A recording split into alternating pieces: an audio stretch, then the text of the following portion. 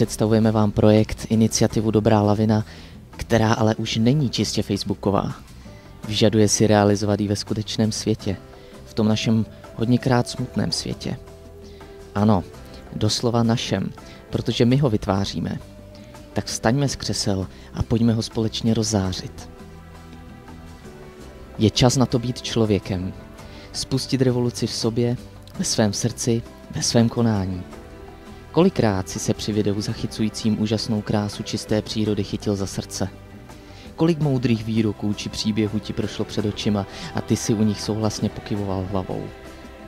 Kolik krásných videí, ve kterých si lidé nezištně pomáhají, si viděl a kolikrát si řekl, je to krásné, jen škoda, že tady jsou lidé jiní, nebo že u nás to není možné.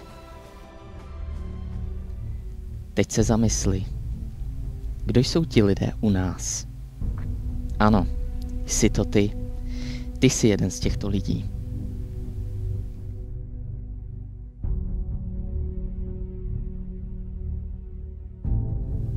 Nemusíme v davech vycházet do ulic, stavět barikády a skandovat. Je na čase odejít od svého počítače k sousedům, do ulic, do přírody a začít pomáhat a šířit radost. Jen taková revoluce má šanci na opravdovou změnu. Ukažme, co skutečně chceme tím, že to začneme dělat. Přišel čas začít plnit úlohu na tomto světě. Nebuďme jen tichým pozorovatelem dění, buďme jeho součástí.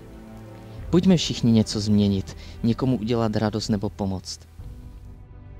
Každý jsme jiný, každý máme jinou osobnost, jiné priority, ale každý směřujeme k tomu samému, ke štěstí.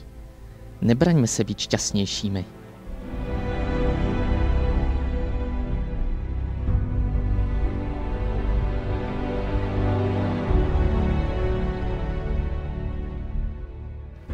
Toto je výzva nás, lidí, k vám, ľuďom. Je to projekt vás a vašich oblíbených stránok. Priamy spoločný dosah stránok je cez 100 000 ľudí a to už je veľké číslo.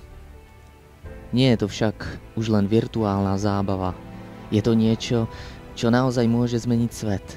Svet, v ktorom bezprostredne žijeme.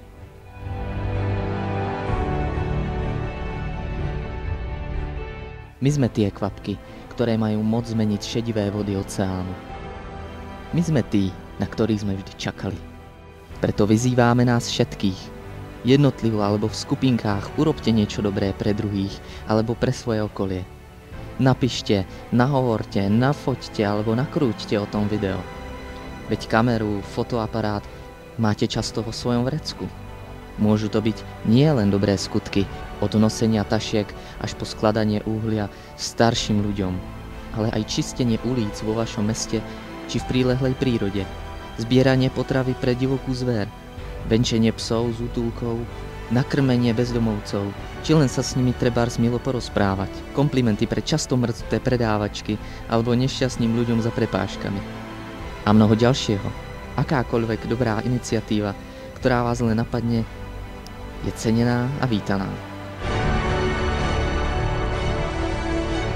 Vaše príspevky zverejníme na všetkých zúčastnených stránkách a váš nezištný čin uvidí obrovské množstvo ľudí. Taktiež sa priebežne budú robiť s príspevkou kompilačné videá, ktoré budú kolovať internetom. Tým, že sa podelíte o to, čo ste urobili, alebo čo urobili ostatní, sa nechválite. Naopak, ukážete ďalším, že sa to dá. Bude úžasné, ak túto výzvu a takisto každý uverejnený príspevok od vás budeme v čo najväčšom počte zdieľať a tak budeme spolu inšpirovať 100 000 ľudí. A to už je naozajstná lavína dobra. Tak poďme spolu do toho. Buďme tí, ktorí nesedia, ale tí, ktorí konajú.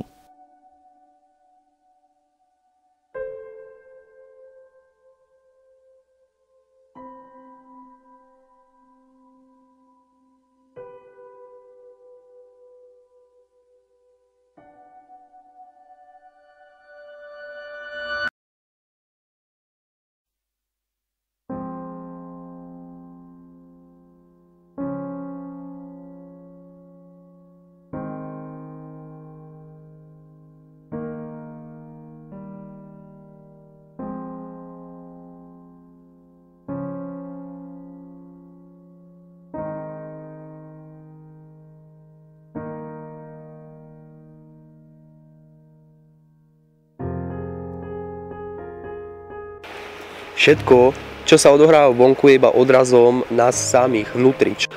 Čiže tá zmena musí prísť každom jedincovi vnútri. Musí sa zmeniť ten pohľad na ten život a na ten svet.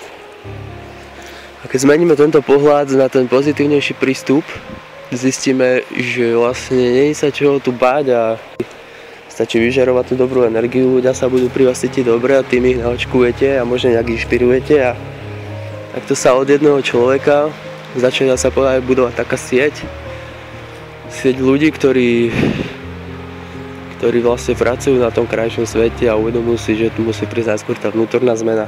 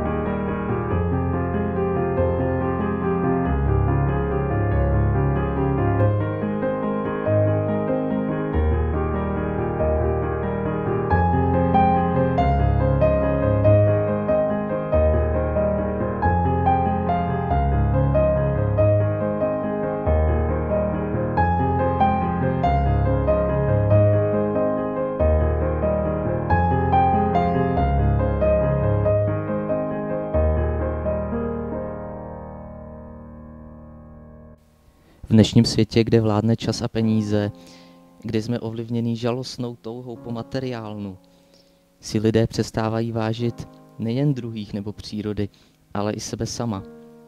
Před něčím furt utíkáme, v zápětí se za něčím honíme a pohled na svět si tvoříme díky zprostředkovaným informacím z médií nebo od jiných lidí. Díky tomu vidíme okolo sebe svět plný zla a zapomněli jsme si všímat krás kolem sebe. A taky jsme zapomněli, že zlo vlastně neexistuje, že to je jen nedostatek dobra. Proto je na čase přestat být pasivní a ukázat, že dobra dostatek je. Já tento projekt podporuju a zúčastním se ho. Svůj strach a předsudky tím změním v radost, kterou udělám druhým a tím pádem i sobě. A věřím, že se přidáte i vy, protože každý z vás může udělat svět více dobrým.